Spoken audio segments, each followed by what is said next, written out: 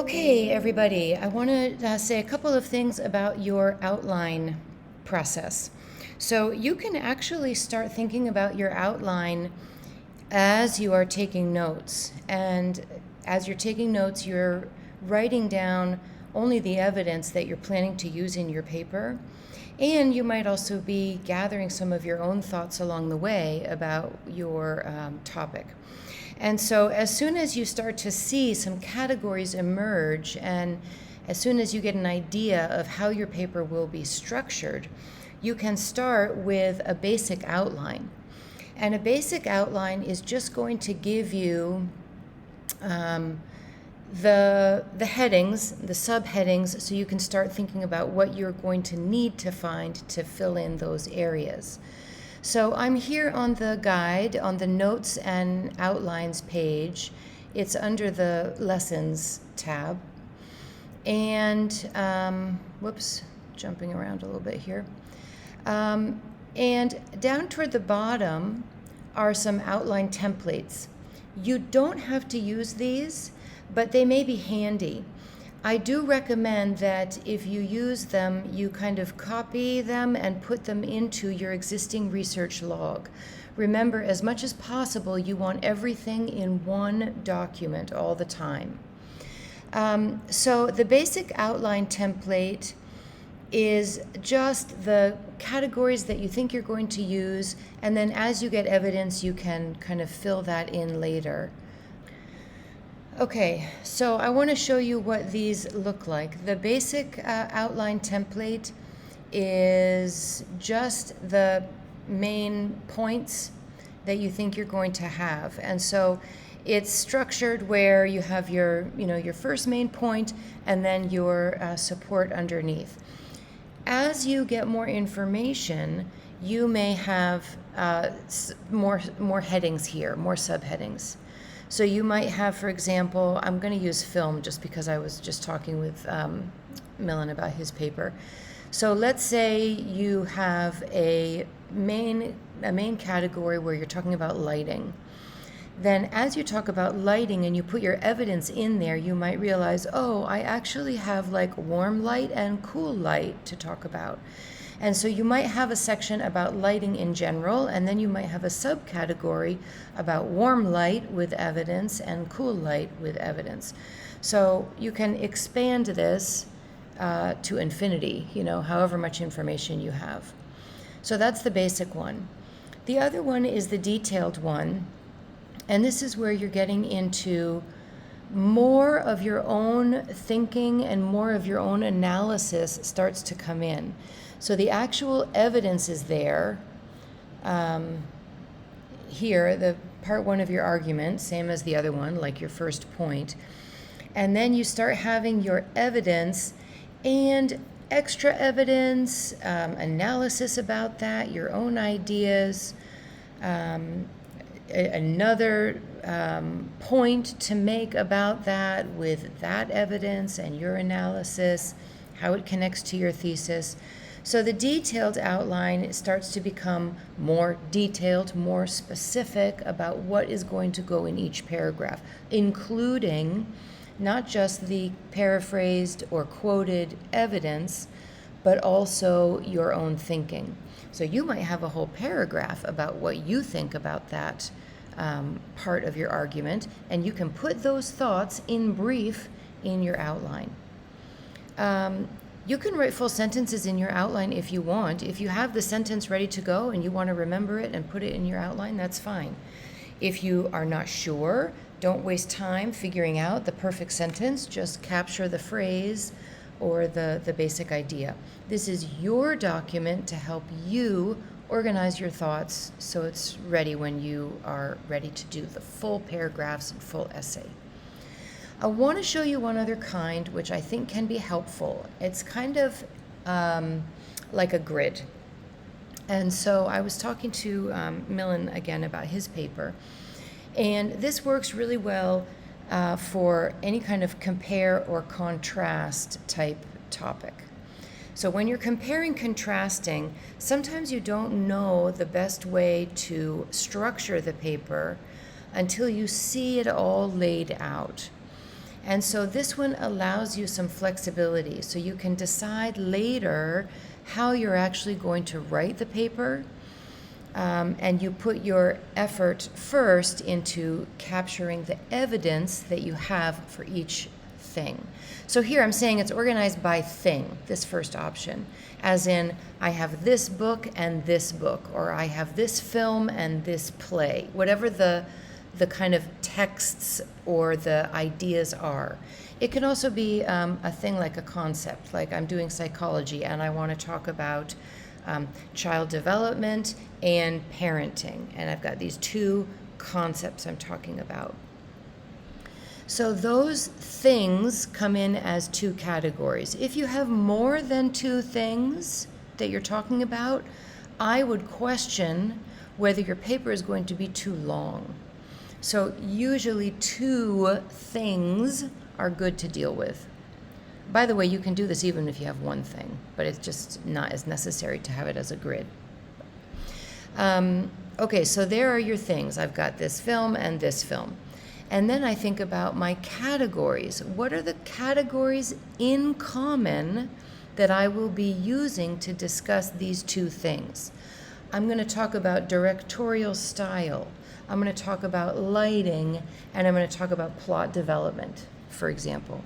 And so those categories are going to be consistent for each of those two things. And so underneath here, I'm pasting in whatever I'm saying about, like, let's say I change this, category A becomes lighting.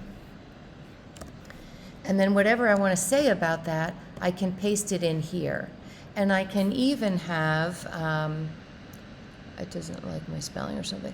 I can even have subcategories within. So I can have all the stuff I want to say about lighting here.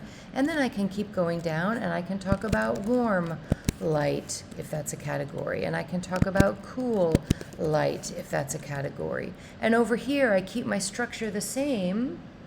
And I put in my same categories and whatever the evidence is. And maybe for this thing, there's none. And that could be interesting. That's something to comment on as well. So, or something to notice. Maybe you want to go see if you can find evidence for that category, for that thing. So I'm visual. I like this kind of thing. If you like that, then great. Go ahead and use it. So this is the grid style that is organized by thing. You can very easily flip it and choose the second option, which is organized by category. So I know I want to talk about lighting, and I know I want to talk about directorial style, and maybe I have different things to say, different things to reference. So for lighting, maybe I'm talking about one movie more than the other.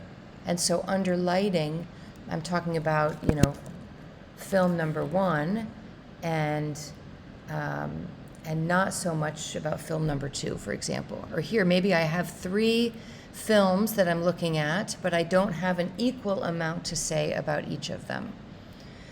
So it's just the exact same idea, except the category is consistent, and you're putting in what is the evidence from that movie about that thing.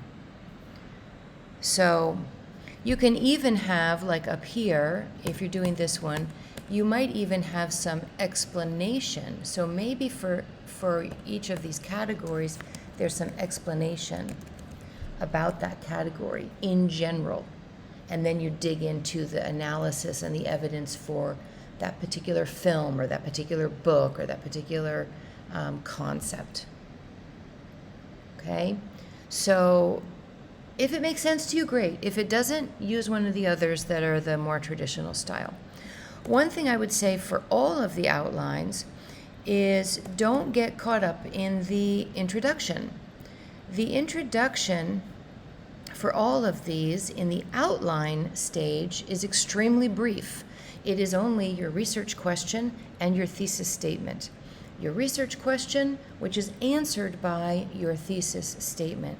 Your thesis statement must include the general categories that are the structure of your argument.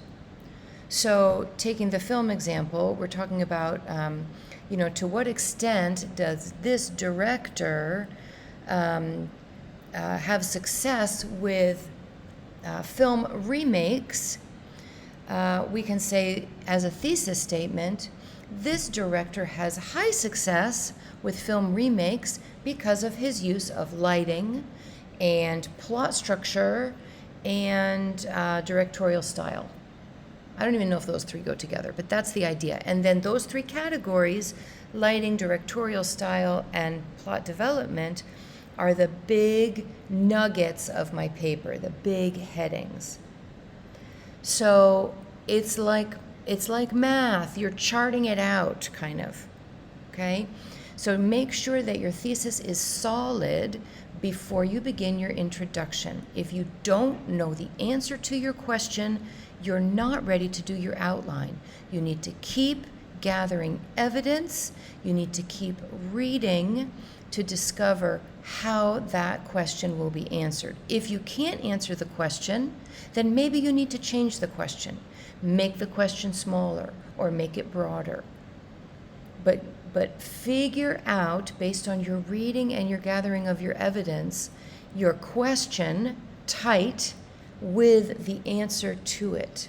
Once you have that solid, paste it into the introduction of your outline and then start shoving in that evidence that will lead you to the answer. And by the way, remember, not all of your answer has to be from an outside source. Your own analysis is valid and interesting, and it goes in the outline. Good? Okay. The goal is to have your outline completed by May 20th. If you don't have it completed by May 20th, finish it May 22, 23, 24. But finish it before this school year. Share it with your supervisor in email and post to Manage Back, the due date, May 20. But make sure your supervisor gets that outline, something, before the end of the school year, so that supervisor can say, great job, keep going. And you can write with confidence over the break and be ready with a draft in the fall when we return to school. If you have a draft in the fall, you will be able to finish your extended essay before the major assignments in your IB courses. That's the goal. Okay. Email me, text me. Let me know how it goes.